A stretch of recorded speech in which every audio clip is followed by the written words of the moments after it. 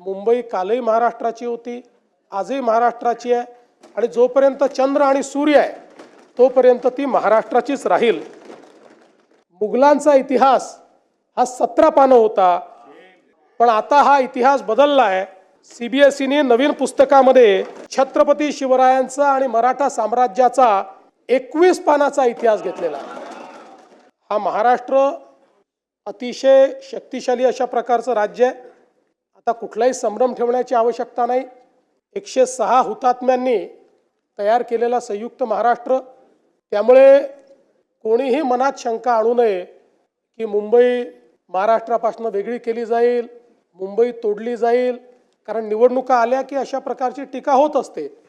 म्हणून या सभागृहामध्ये मी निश्चितपणे सांगतो की मुंबई कालही महाराष्ट्राची होती, आजही महाराष्ट्राची आहे आणि जोपर्यंत चंद्र आणि सूर्य आहे तोपर्यंत ती महाराष्ट्राचीच राहील।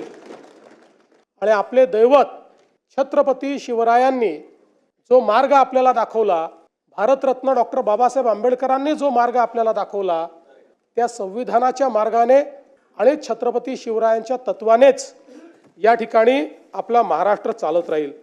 हे सांगत असताना मला एका गोष्टीचा अतिशय आनंद आहे की छत्रपती शिवरायांचं तत्व हे महाराष्ट्राला तर नेहमीच मान्य होतं, पण कदाचित देश पातळीवर अनेक संभ्रम त्या संदर्भात कदाचित होते आणि म्हणून आपल्याला कल्पना आहे की सीबीएसईच्या पुस्तकांमध्ये यापूर्वी मराठा साम्राज्यावर, हिंदवी स्वराज्यावर, छत्रपती शिवाजी महाराजांवर एक पॅराग्राफ होता आणि मुघलांचा इतिहास हा 17 पानं होता, पण आता हा इतिहास बदलला आहे आणि आता सीबीएसईने नवीन पुस्तकामध्ये या ठिकाणी छत्रपती शिवरायांचा आणि मराठा साम्राज्याचा 21 पानाचा इतिहास घेतलेला आहे।